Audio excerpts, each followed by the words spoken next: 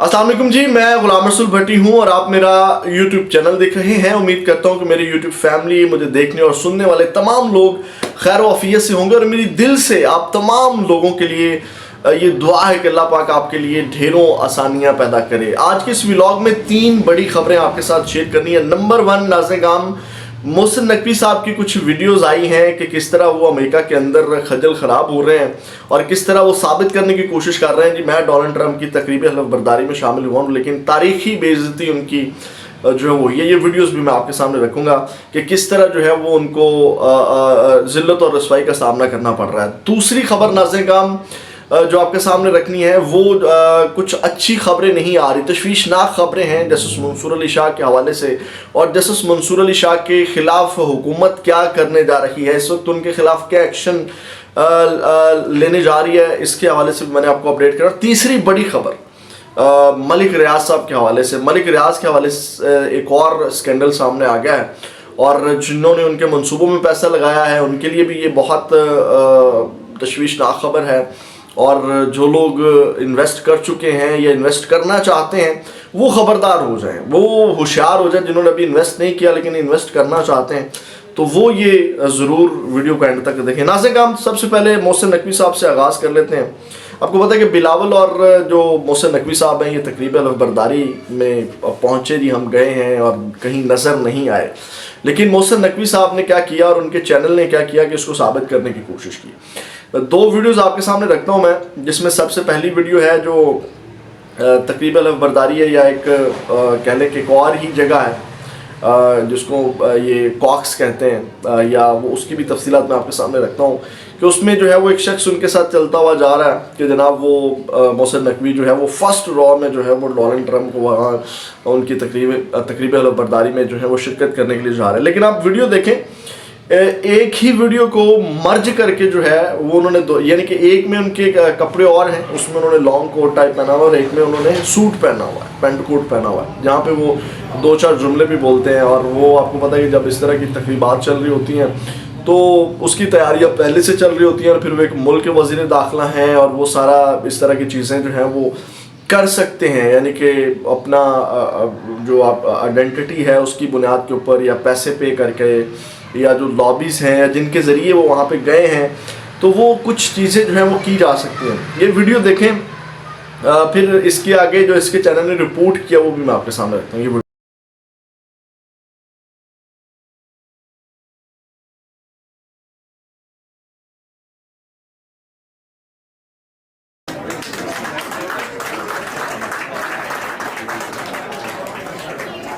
First of all, I would like नाज़-ए-गाम ये video आपने देखी। अब इसको जो है वो जो तस्वीर है यानी कि जो इनके चैनल ने चलाई वो आप देखें कि उन्होंने लिखा हुआ है कि जनाब यहाँ पे जो फटा चल रहा है ये आपको नज़र आ रहा होगा कि वज़ीर दाखिला मोहसिन नकवी पहली नशिस्त पर बैठे, सदर ट्रंप का खिताब सुना। ठीक है, लेकिन मोहसिन नकवी साहब कहीं नज़र नहीं आए, सिर्फ वो जो मैंने आपको वीडियो दिखाई है उसमें चलते हुए नज़र आ रहे हैं लेकिन उसके बाद गायब हैं। फिर उन्होंने नीचे जो टिकर चल रहे होते हैं जो उसको टिकर पट्टी हम कहते हैं, तो वहाँ उन्होंने लिखा कि वाशिंगटन वज़ीर दाखिला मोहसिन नकवी को खुसूसी प्रोटोकॉल में कैपिटल 1 अरीना हॉल में लाया गया। अब ये जो अरीना है इसका मतलब है शादी हॉल और वहाँ पे जो कह रहे हैं कि लाया गया इसका मतलब है कि जो भी आपने वो जिसमें गए हैं यानी कि वो शादी हॉल है। और ये जो शादी हॉल है ये कैपिटल हिल में होती है तकरीब, कैपिटल 1 में नहीं होती। अमेरिकी सदर की तकरीब हलफ बर्दारी जो है वो कैपिटल हिल में होती है और ये कैपिटल 1 अरीना हॉल लिखा है, यानी कि ये कोई शादी हॉल है और उससे काफ़ी दूर है। तो उसको जो है वो मोहसिन नकवी साहब का ये 24 चैनल उसको रिपोर्ट भी करता रहा। तो ये आप अंदाज़ा लगा लें और इसी शादी हॉल के अंदर मुख्तलिफ तकरीबात भी चलती हैं और जब आपने वहाँ किसी सीट पे जाना हो तो आपको कोई साथ वहाँ को जो रिसेप्शन पे लोग होते हैं वो आपको बताते हैं सर वो आपकी सीट है या यहाँ बैठ जाइए, आपके साथ चल करके जाते हैं मेहमान नवाजी के तौर पे। जो भी रिसेप्शन के ऊपर होते हैं लोग वो आपको बता रहे होते हैं, गाइड कर रहे होते हैं, तो इतनी बड़ी कोई बात नहीं है। फिर इसके हवाले से एक और तस्वीर देखें, ये 2 मुख्तलिफ तस्वीरें लगाई हुसैन हुकानी ने 2 मुख्तलिफ कोई गोरे हैं जिनके साथ तस्वीर। उन्होंने लिखा कि वज़ीर दाखिला को अमेरिका जाने اور یہ تاثر کی کوشش کرنے کی کوئی ضرورت نہیں تھی کہ وہ وزیر خارجہ کا کام بھی کر سکتے ہیں. ویسے بھی اب تک ان کی ملاقات کسی ایسے فرد سے نہیں ہوئی جو امریکہ کے خارجی تعلقات کا ذمہ دار اور پاکستان کے کام آ سکے. یعنی کہ یہ حسین حقانی نے یہ ٹویٹ کیا آج جب میں یہ ویڈیو ریکارڈ کر رہا ہوں تھوڑی دیر پہلے. انہوں نے یہ لکھا ہے کہ ابھی تک یعنی کہ ان کی کسی اہم عہدیدار سے ملاقات نہیں ہوئی اور یہ کچھ تصویریں انہوں نے 2 لگائی کسی گوروں کے ساتھ ہیں. تو یہ حال ہے, مطلب خود ہی خجل خواری پنجابی ہیں خجل خوار ہونا, تو خود ثابت کرنے کی کوشش کر رہے ہیں. اب ناظرین ہم آگے بڑھتے ہیں اور آپ کو بتاتے ہیں کہ جو جسٹس منصور علی شاہ کے حوالے سے اس وقت خبریں آ رہی ہیں وہ یہ ہیں کہ جسٹس منصور علی شاہ آپ کو پتہ ہے جس طرح ایکٹیو ہیں اور پہلے بھی جس طرح ان کا راستہ روکا گیا اور جس طرح 26ویں یعنی ترمیم لا کر کے جو ہے وہ جسٹس یحییٰ افریدی کو چیف جسٹس بنا دیا گیا, اس کے بعد یعنی کہ جونیئرس کو بنایا گیا. پھر یہ توقع کی جا رہی تھی کہ ان کو ہٹانے کے لیے بھی یہ تھی جس طرح وہ پہلے بھی ایکٹیو تھے اور دھڑلے سے آئین اور میرٹ کی بات کرتے تھے, تو انہوں نے کہا یہ ریزائن دے دیں گے, ریزگنیشن جو ہے وہ ان کے آ جائیں گے, لیکن نہیں آئے. اب جو ہے وہ آپ کو پتہ ہے پھر جسٹس منصور علی شاہ ایکٹیو ہوئے ہیں. 26ویں یعنی ترمیم ہو, آئینی بینچ ہو, ریگولر بینچ ہو, ان کے اختیارات کا معاملہ ہو, اور ابھی توہین عدالت بھی انہوں نے لگائی ہے جو رجسٹرار سپریم کورٹ کے. تو حکومت جو ہے وہ اس سے تنگ آ گئی. آپ کو پتہ ہے کہ جسٹس یحییٰ افریدی نے توہین عدالت کے مرتکب ہوئے ہیں, جس طرح انہوں نے یہ کیس کو جوڈیشل آرڈر کے ذریعے, انتظامی آرڈر کے ذریعے جوڈیشل آرڈر کو انہوں نے جو ہے وہ فارغ کیا.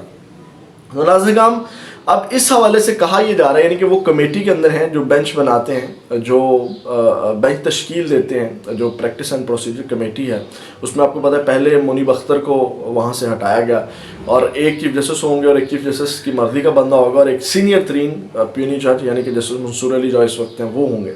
اب جو ہے وہ اس میں ترامیم کرنے جا رہی ہے گورنمنٹ, یعنی کہ اب خبریں یہ آ رہی ہیں کہ کوئی اور ایسا کام کیا جائے کہ جسٹس منصور علی شاہ کو اس کمیٹی سے ہی نکال دیا جائے, یعنی کہ وہ پھر رولا ہی ختم ہو جائے جناب, کہ رولا ڈالنے والا نہ ہو جو جس کا دل کرے وہ جج بینچ بنا لے. اب اس حوالے سے خبر جو میں نے آپ کو دی ہے وہ یہ ہے کہ حکومت کا اہم قانون سازی کے لیے پارلیمنٹ کا مشترکہ اجلاس بلانے کا فیصلہ, وہ اہم جو قانون سازی ہے وہ میں نے خبر آپ کو دے دی ہے کہ وہ یہی ہے.